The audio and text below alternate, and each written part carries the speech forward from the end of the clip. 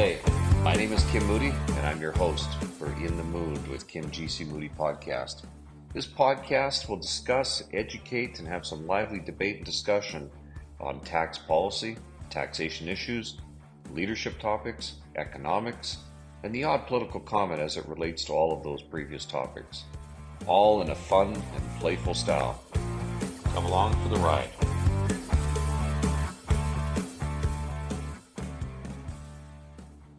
Good day.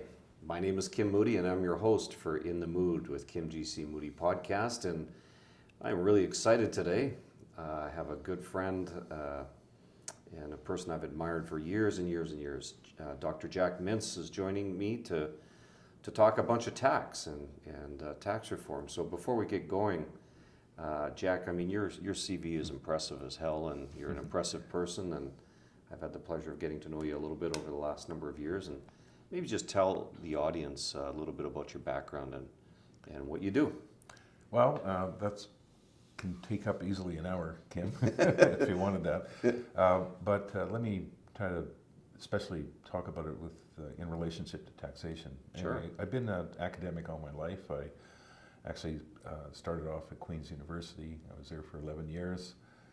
Then I went to University of Toronto for 18, and then I came to Calgary in 2008 to start up the School of Public Policy, and which I was a founding director, and that kind of completed my academic responsibilities at that point. Although I'm still with the University of Calgary as the President's Fellow, it's a half-time position. Is that what they do when they put people out to retirement? Is that what they do? Or they call well, you? I'm not really retired, but anyway, but I do have. I'm kidding, Jack. I do have other responsibilities. Now, I've done various things in taxation, but I think I had two experiences at the Department of Finance. Back in 84 to 86, I was brought up from Queen's to work on corporate tax reform. And there was a document that came out with Michael Wilson's first budget called Restructuring the Corporate Tax. Actually, I was the one that wrote that at that stage. And that recommended lowering the rate and broadening the tax base, dealing with a lot of pressures in the system because of corporate tax losses at that time and all the incentives that were built in the system. I then, a number of years later, in 1996 and 1997, I was invited by Paul Martin, who was Minister of Finance, and David Dodge, who was Deputy Minister of Finance, to become the Clifford Clark visiting economist at the Department of Finance, and also run what was called the Technical Committee on Business Taxation at that time. The Mintz Committee. As it was referred to, the Mintz Committee. I try having people not refer to it as a Mintz Committee, but it's a failing job. But that we came out with a very fundamental report at that time that initially the government kind of backed away from, but then a number of the recommendations did get adopted. With the idea of trying to make the system more neutral and more internationally competitive. And that happened over a period from 2000 to 2012, where corporate rates were reduced, some of the incentives were eliminated, and the capital taxes were eliminated, et cetera. And we did really right the corporate tax system in Canada at that time, because it really was very uncompetitive in a world where globalization was taking place. And we did put Canada in a much better position as a result of the changes that governments adopted, both at the federal and the provincial level.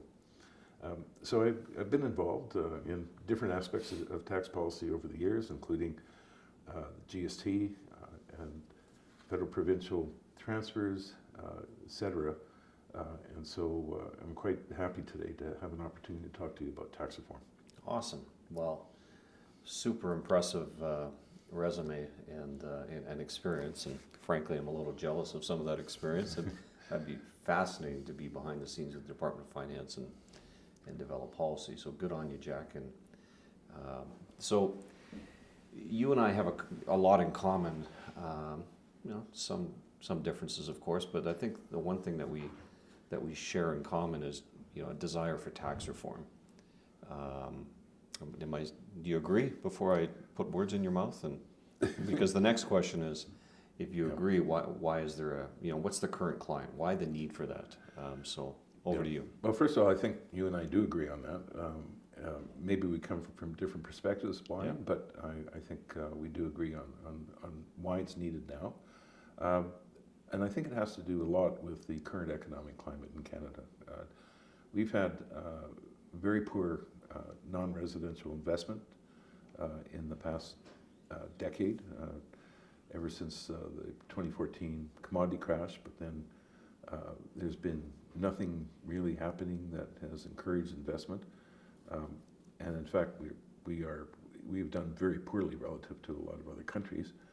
And that's impacting also our ability to grow the economy. In fact, as many people have commented, including myself, GDP per capita has been declining for the past 2-3 years.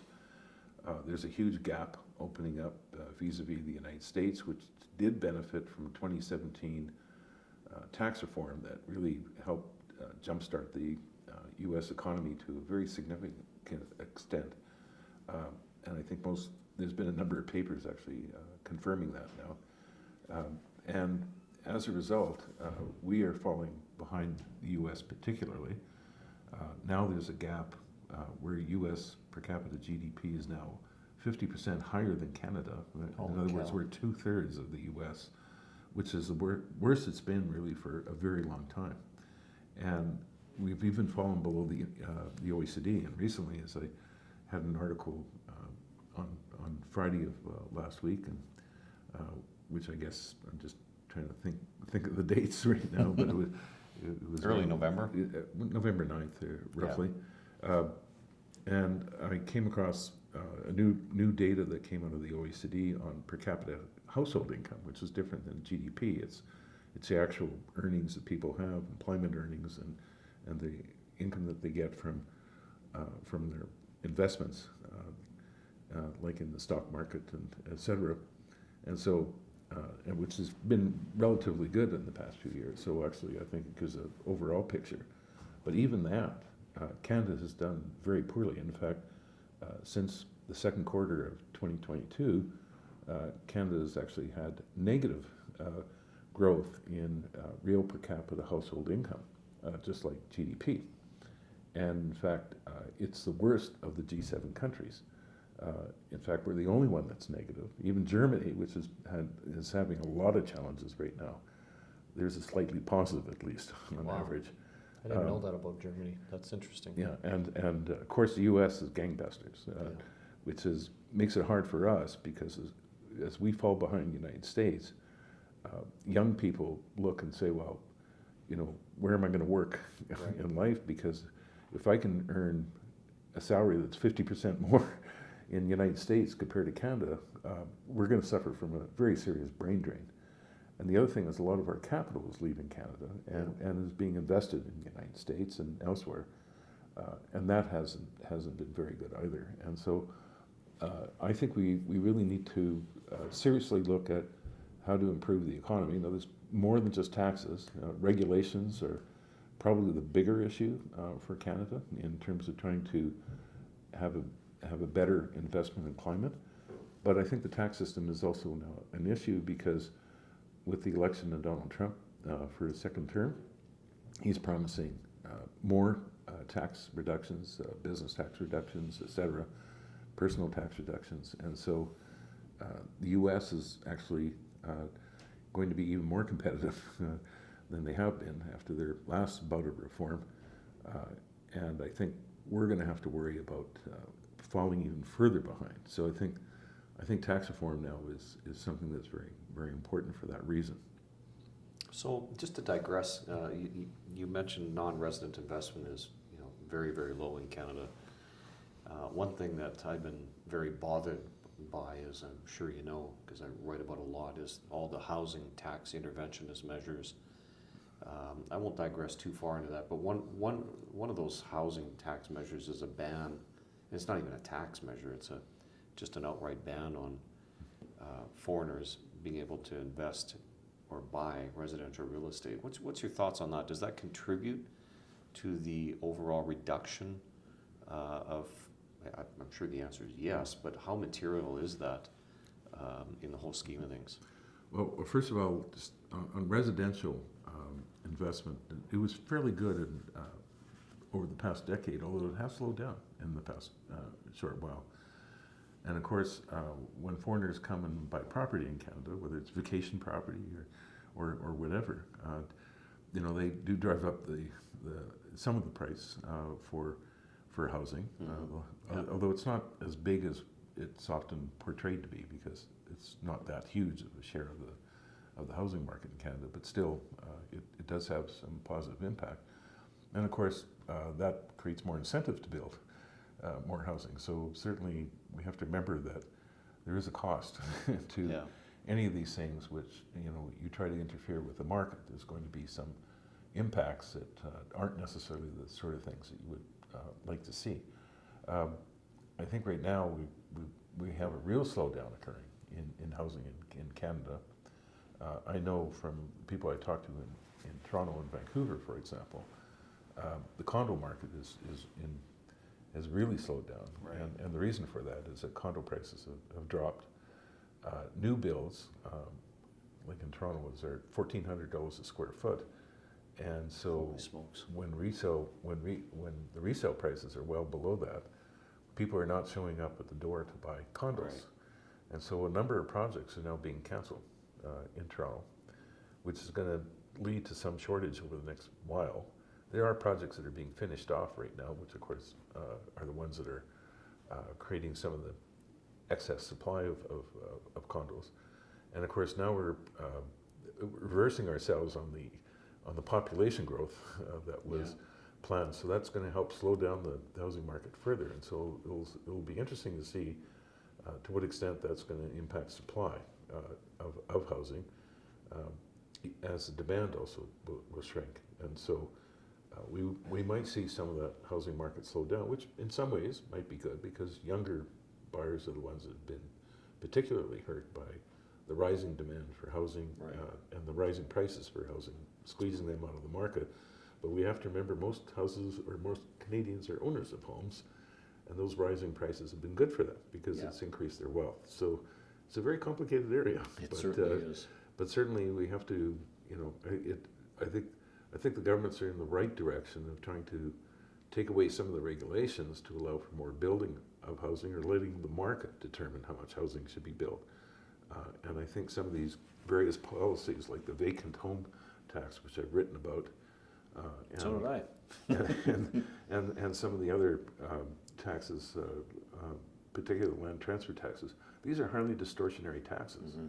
And I particularly feel that they are not good taxes to impose. In fact, we are much better to just, if municipalities need more money, just raise the annual property taxes. It's far less distortionary than bringing in some of these new taxes that are now being used. Yeah, well, thanks for that, Jack. I appreciate that.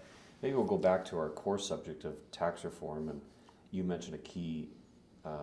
I think a key thing is, tax is not everything. I mean, in my world, of course, I live tax day in, day out. You don't, because there's, you see the bigger picture more than I do, obviously, and but all these taxes. The Income Tax Act is about that thick now, roughly, and this leads to complexity. Is tax reform, in your view, is a necessary objective to reduce complexity, or what's your thoughts on that, Jack? Well, I think first of all, I think there's two reasons I think for tax reform today. One is the need to have a more growth-oriented tax system, and so I think that's important. But we could do that through a bunch of special credits and special deductions and making the tax system very complicated. No. But complexity actually adds to a lot of costs, compliance costs. In fact, people have to hire people like you to deal with the tax system. Yeah. And I think there's... Which on that note, Jack, just sorry to interrupt, but there's a lot of people that shouldn't have to hire people like me, in my view. And I've been very vocal about that, right? And so... But it also creates we've created a lot of non-neutralities in the system, which is leading to a misallocation of resources. So instead of people investing in the best products or the best firms, issuing stocks or let's say making decisions about what they want to consume, the tax system pushes them in certain directions. And of course, every time the government brings in a special tax, like on luxury boats, Right. or on I wrote about that. on luxury boats. Well, I've done actually a major paper on that. Oh, have you? Oh, I'll yeah, have to read that. So, in fact, we can talk about that later. But anyway, Sure. the main point is that all these special credits, everything, they also will require a lot more administration by governments, because you have to draw a line between one thing and another, and that means someone has to police that, someone has to audit that, and so you end up creating more and more resources needed to run the tax system and to comply with the tax system. So, so between economic distortions that are created by all these special incentives and non-neutralities we put into the tax system, plus all the complexity that leads to more administrative and compliance costs, we end up hurting the economy. And so I think there's a real argument for simplicity, but simplicity could be achieved in two ways. One is by getting rid of all these complex aspects of the tax system that are unnecessary and ineffective in many cases, and at the same time try to use the money to lower rates, which would have a much bigger impact in growing the economy than any of these special incentives that are brought into the system. Right. Yeah, I agree.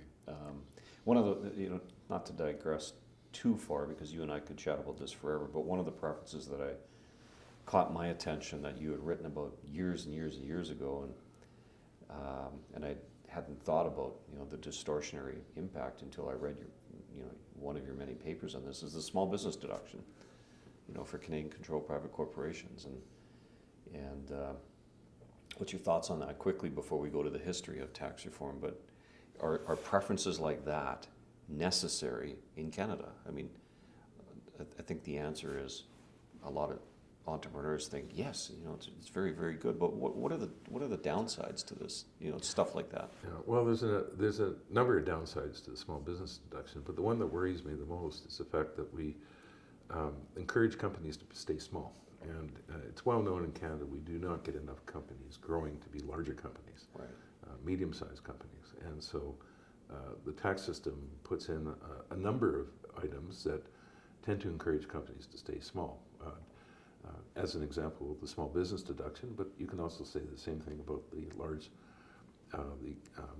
lifetime capital gains exemption, Right. a number of other provisions that especially go to private corporations that are not available to public corporations, and so you don't get enough companies going public as well.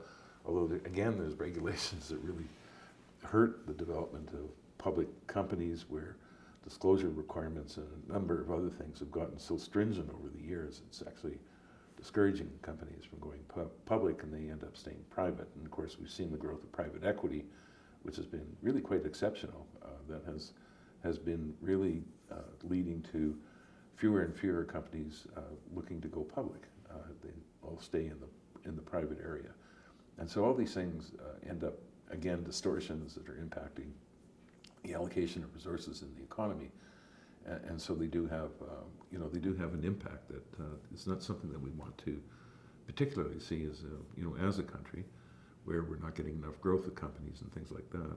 And the small business deduction tends to have that impact, even though it does help very small firms with their retained earnings to help finance equity, because of the Right. difficulty they have in raising equity, which is the main reason for it. Interesting. Yeah, I remember. I'm sure you've heard this before, but when people like me first read your paper or your thoughts on it, it was like, what? Forget it. Doesn't know what he's talking about. But the more it kind of, you absorb the thoughts, and I think you're bang on. It's not a popular thought though, but so that kind of leads to, I often have no popular thoughts, but yeah, I fit into that camp once in a while too, Jack, or very often. Maybe just quickly tell us, you mentioned that you've had some history, in your career with, limited tax reform, the Mintz Committee, what have you, but, certainly I know the history of tax reform, but in your own words, tell the listeners, Canada's experience with tax reform. well, we've actually I've had some very interesting experience. The original Carter report that came out in 1963. 66. Actually, 66. It Yeah. started in 1963, the commission. But in 1966, when the report came out. Which I wasn't born then, by the way, Jack, just so you know. Yeah. 1966. Well, I was just a kid myself, so anyway, so I didn't read the report until I became a graduate student. But it really was a highly respected report around the world because it, laid out an argument for, a broad-based income tax with very few exemptions, et cetera, et cetera. They had a lot of good discussion about, integration of corporate and personal taxes. Yeah. And it did have a number of important points that it made. It was a big reform that basically fell flat. However, it did have an impact, and its impact really, I think the most important was bringing in capital gains taxation in Canada in 1972.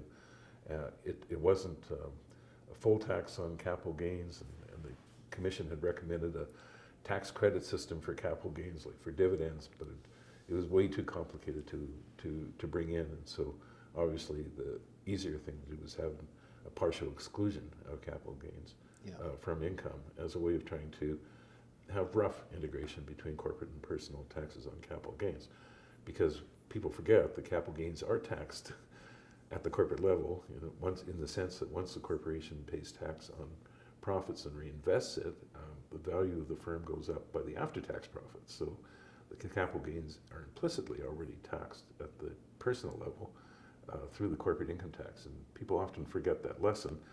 And so, and to keep the tax on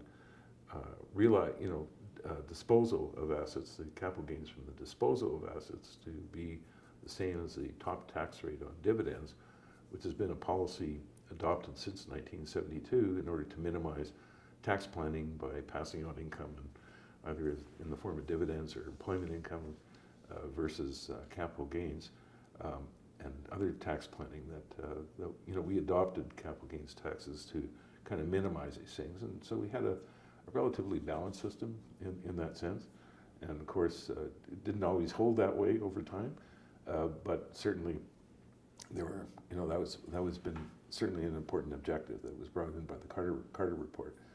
But a lot of other recommendations, did not get adopted, even though it was a very well reasoned and argued report. Now, we've also had what I say is not a major reform, but minor reforms. But 1987 was the next big one, where we did bring in, after my restructuring of the corporate tax, we did bring in a phase one of the corporate tax under the Wilson 1985 budget.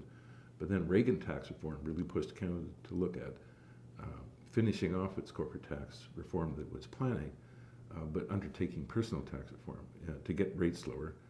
And the way the government did that was through some adjustments in incentives and things like that, but the big one was to turn a lot of income tax deductions into tax credits at the low income tax rate, which isn't necessarily a good reform, because we forget that there's in fact, the Carter report argued that you should have a deduction for things like rearing children and certain other expenditures needed to earn income. And if you turn them into tax credits, what you're doing is you're giving people a deduction equivalent to, let's say, the low rate times the amount that you're spending on, but then the income you generate is taxed at the top rate. And a good example is tuition fee tax credits that students get, or their parents, and the tuition is like an investment in human capital, but when the person goes out and works, they get taxed at a lot higher rate than the value of the tuition fee tax credit. So it's so you actually tax more heavily human capital and investments in education, as an example, when you turn deductions into credits. And so I think that that wasn't necessarily, I would call a reform, but it was a way of trying to buy down or try to get the personal income tax rates lower in Canada, which is the reason why we adopted it.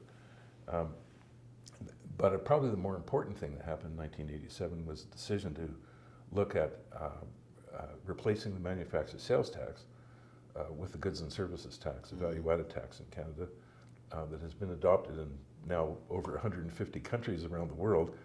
And that did finally happen in 1991, led to a fall of a government. In fact, they ended up with about 2 seats in the next Yep. election.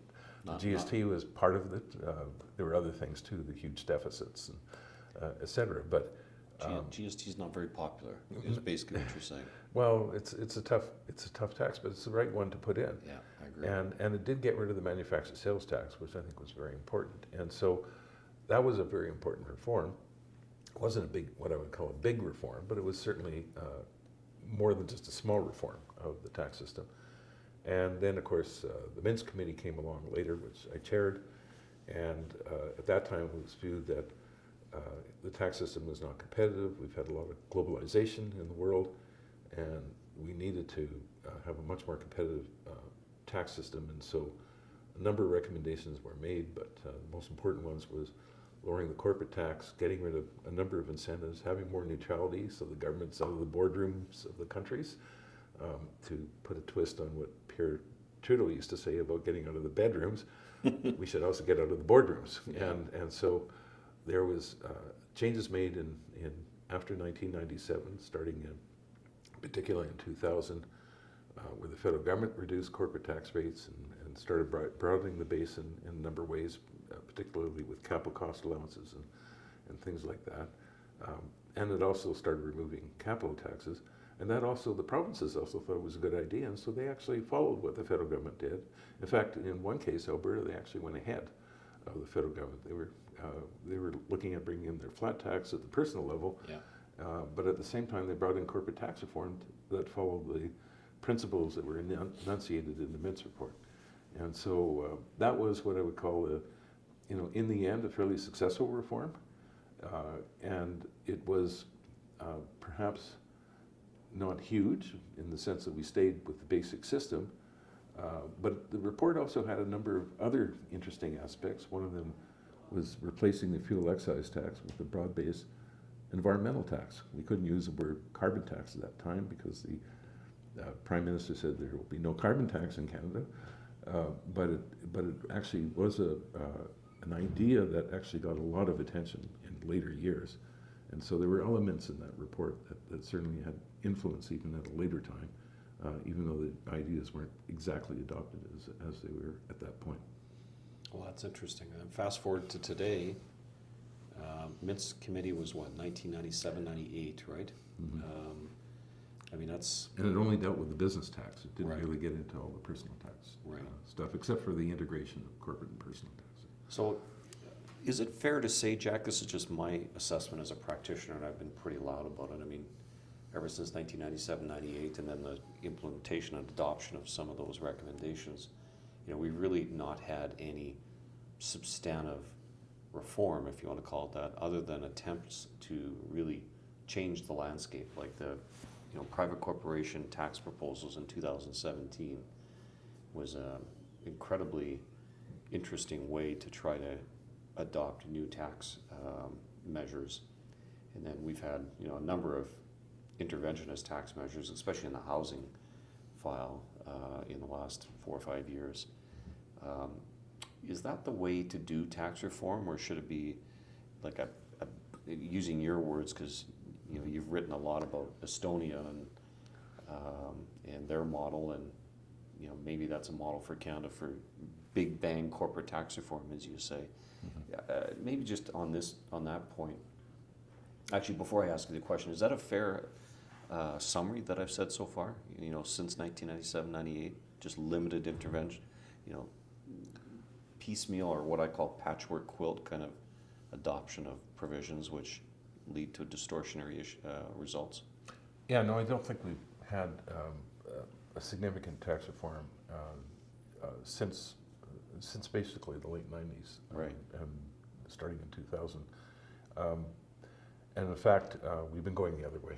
And so, and this is what happens. That's why tax reforms often take place like every 20 years or 30 years, because governments start introducing all sorts of special incentives, as we've seen, special taxes that are complex and not very well thought through. And so what happens, the system gets more and more complex, more and more distortionary, leading to a misallocation of resources in the economy, and also more complicated and complex for governments to even run as a system. And for many individuals, especially lower income and lower middle income individuals, the complexity of the system is overwhelming. And so they Unapproachable. you know, they don't understand it. And of course, there's many people that don't pay, at the very low end, don't pay income taxes, but they still pay a lot of other taxes. And even the GST, which has not been changed very much since 1991, we did not make it a really broad-based GST like New Zealand did. New Zealand actually taxes all consumption, 100%. Where we only tax half of consumption under the GST. Because we carve out. Because we have all these special exemptions. And even though we brought in the low income tax credit to deal with distributional issues and to help low income people cope with the GST, we still brought in all these special exemptions, whether it was necessary food or medical supplies or rental housing, and now we're bringing in some new exemptions under the GST for new housing and things like that. So it's not very, you know, we are making the system more and more complex and distortionary. You know, for example, you know, we brought in this elimination of GST on rental construction. And of course, what does that do? It encourages more rental construction, of course, although it also pushes up land prices. People forget about that. So some of that is not even going to benefit consumers as much because, or people who are renting if land prices go up more. And now there's proposals by both parties, you know, talking about taking the GST off new housing. Like the Conservatives. And so what is that going to do? Well, it sounds great. You know, it's going to allow people to cut their costs in housing, but that's actually the wrong tax to cut. In fact, the problem is the development charges and some of the other taxes that are imposed on new housing. And so I agree. And then we introduce, you know, these special incentives for first-time buyers, and that drives up the price of housing. So by pushing up demand, so we don't have a very well thought through big picture of trying to have a tax system that is growth oriented, fair, and at the same time less complex. And I think we need to go back and bring those principles, and that's why I think tax reform is really important. So before I ask you kind of the closing, you know, comments, maybe just a quick comment from you on all the redistribution we've seen in Canada. You know, you and I were chatting offline here about that and some comparisons around the world. Maybe just for the listener, you know, what are we talking about? First of all, redistribution, and second of all, what does that do to Canada's tax system in general? Well, governments redistribute wealth or income in various ways. One is to have a progressive tax system. And we do that like under the GST with exemptions and the low income tax credit. We do it under the income tax with progressive rate structures, et cetera, et cetera, et cetera. And then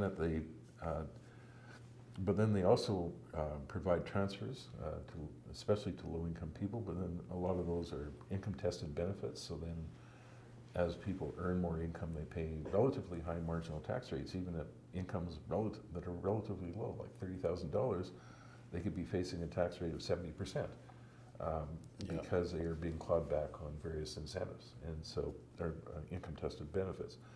And so that's part of the redistribution, and then of course governments provide some goods in kind, free to people in order to particularly help low-income people, and of course the two most important ones are healthcare, and you know, with Medicare, and the other being of course free education, from grades or kindergarten to grade 12, and fairly subsidized university education. So. And post-secondary education. So we have a tax system with a lot of redistribution associated with it. And economists do measure the level of redistribution through looking at who bears the tax and who gets the transfers, et cetera. And you can look these up. There's something called the Gini coefficient, which says that, you know, the higher the number and closer to 1, the more unequal you have in society, where all the income goes to the highest income person and very little to the rest. But then if it's 0, that means everybody in society has exactly the same income.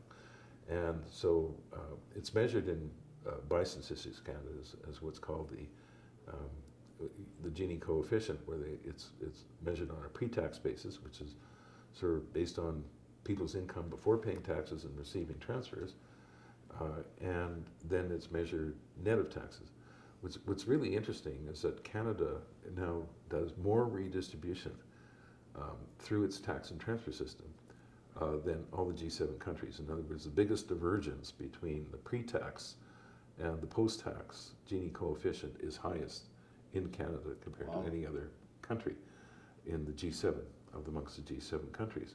Is that a good thing, a bad thing, or? Well, if you want redistribution, then that's a good thing. But I think the main point is that at the same time, we also have the lowest growth rate, per capita growth rate in GDP, and that's been going on for a while.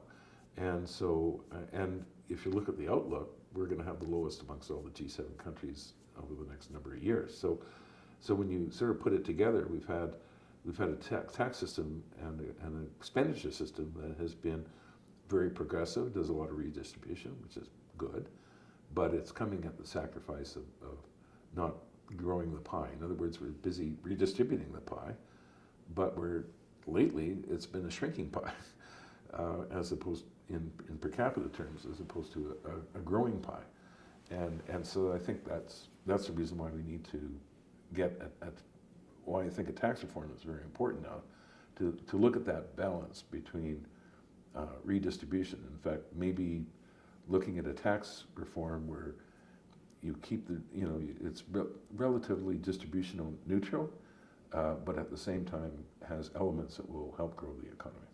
That makes sense. But the non-economist in me is begging me to ask you this question. If you have a high distribution, what is it called? Gini coefficient. Gini coefficient. Yeah. GINI. Yeah. GIN. Okay, so if you have a high, like let's say you get to 1, that means all of your income is distributed? Is that? No, it's the opposite. When it's 1, all the income goes to the very richest person. Oh, okay. If it's 0, everybody gets the same. Okay. Which is the egalitarian concept where everybody should have. Well, okay, so everyone should have the same income, but then maybe provide different work effort. What ran through my head when I was listening to you is that if I'm a wealthy investor and I want to come to Canada and become resident, but if a good chunk of my income is going to be redistributed, is that attractive or not? Am I on the right path here? Yeah. So if you are doing a lot of redistribution or keeping people in Canada, if you're doing a lot of redistribution, then people are going to say, well, should I move? Right. Or in the case of people who are looking at coming into Canada, should I move into Canada? Right.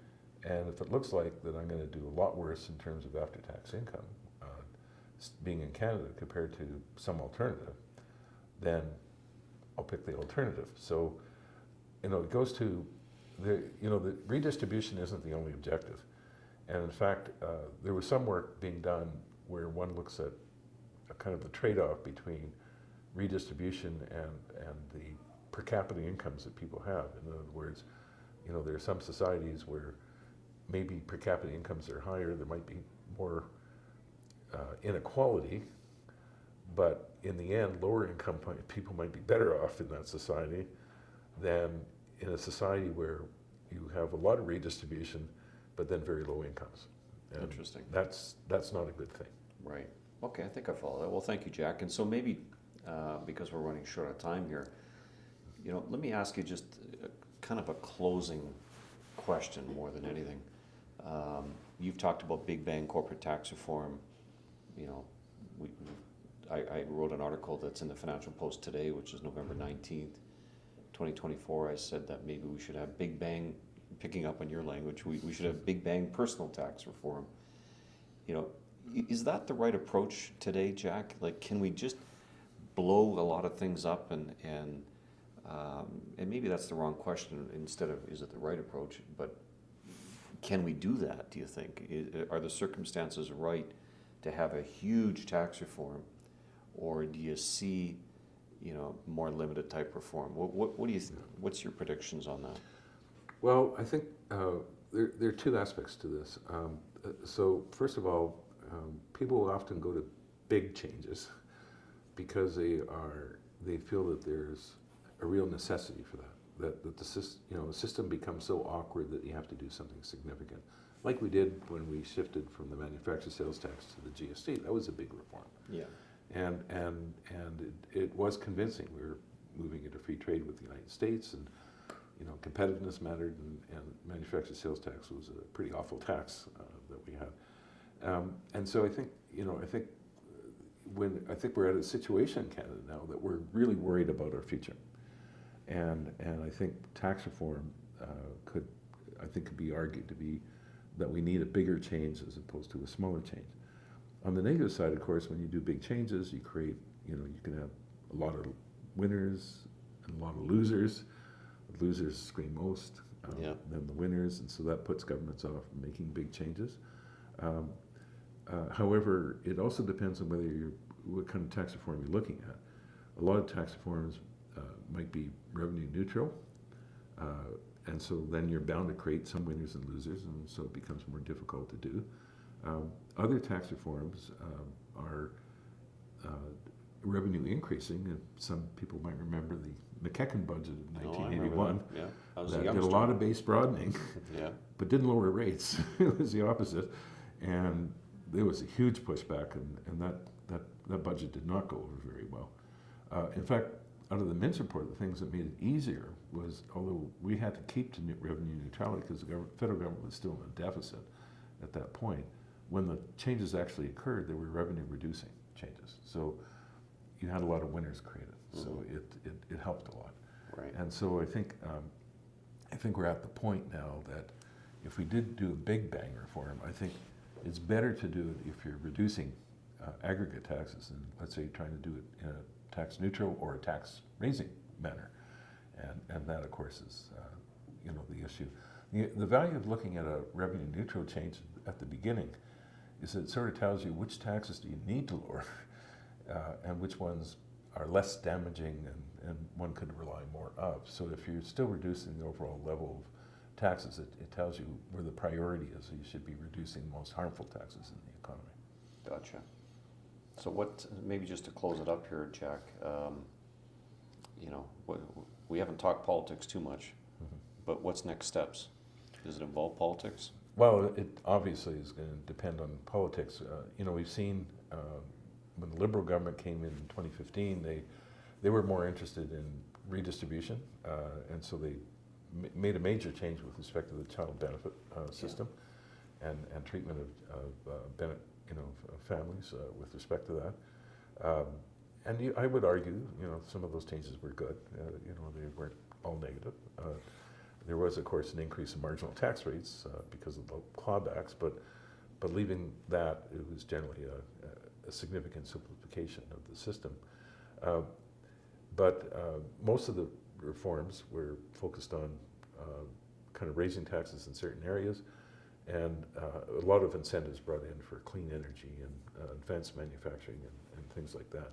So the system has become more complex and more distortionary than it has been, because it's not entirely clear that some of these various taxes that have been brought in have actually either been effective or very good. Just to get back to the luxury, tax on boats, that I did a report with Fred Reardon of VY, which we did for the manufacturers of boats, and we predicted that there would be a significant loss in revenue. In fact, now the numbers are coming out that there has been that there's been a decline in registrations in Canada of boats by 8% in total, but new ones have dropped by 25%, which sort of suggests that that there's been a major reduction in the tax base. The short-run impact of 8% reduction, I think, will grow to a much larger number over time. So it's been a very bad.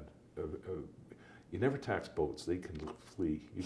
You can put them in Rochester, you can put them in Seattle, you can put them in the Caribbean, all these big yachts. People don't have to have them in Canada, and then what happens is that the people who service the boat get fired. Yeah. And so it's not Same a very, thing with planes, right? yeah, so it wasn't very well thought through. No. And in fact, the one that was more successful, of course, is one on automobiles, which is easier to do. But it's a good example of putting in taxes that are not well thought through, and then what happens is the system becomes more and more unwieldy. And as far as the politics goes, if Liberals get reelected, I don't expect much change. The focus will be on redistribution, not much on growth, in terms of what they do with the tax system, except for their favorite things like clean energy, etc. If the Conservatives get elected, they've already said they're going to have a tax panel, and we'll have to see what that tax panel is going to mean. Is it going to be focused on kind of fast, marginal changes to the system, or will it be something of a bigger nature, like a Big Bang tax reform? Right. And that will be the interesting question to ask. Well, Jack, as usual, very thoughtful comments. I appreciate it. Just to close it up on this, and maybe I'll get your 30-second comment, see if you like my analogy here. I've been thinking about, what good leadership requires, and I think good leadership requires making tough decisions that you may not benefit from and you may not ever see, because you may die and not see the benefits of it. And I compare that to an acorn. An acorn grows into an oak tree, one of the strongest woods out there. It lives for hundreds of years in many cases and provides great canopy and shade, and it can produce acorns that can produce thousands of oak trees. And that's the way I look at tax reform. It's a small acorn of a much, much bigger picture. And I think you've described some of those impacts today as well. And so I'm a big fan of tax reform. Time will tell whether or not we get the big bang or the limited marginal effects, and whether or not we see it at all. But any closing comments on my crazy acorn example? Well, it's very true. I mean, income tax was brought in 1917. It's still existing today. It's a major source of revenue for governments. We now brought in a value-added tax, which will be around for a long time, I suspect. And I think the changes that we do are the acorns that get planted, but they do, if they're really good changes, they will have a long impact, and a very favorable impact on Canadians. And so I think that's, I think the analogy is a very accurate one. Awesome. Well, I guess I did one good thing today, Jack. Jack, thanks very much. I really appreciate your time as always, and Canada is certainly a better country for having your wisdom in it, so thank you. Thank you, Kim. All right. My pleasure. All the best. Thanks, everybody. Bye now. Well, there you have it. Another episode of In the Mood with Kim G C Moody podcast. I hope you enjoyed it as much as I did. Make sure you like and subscribe and share it with people if you think they'd enjoy it. Until next time, have a great day.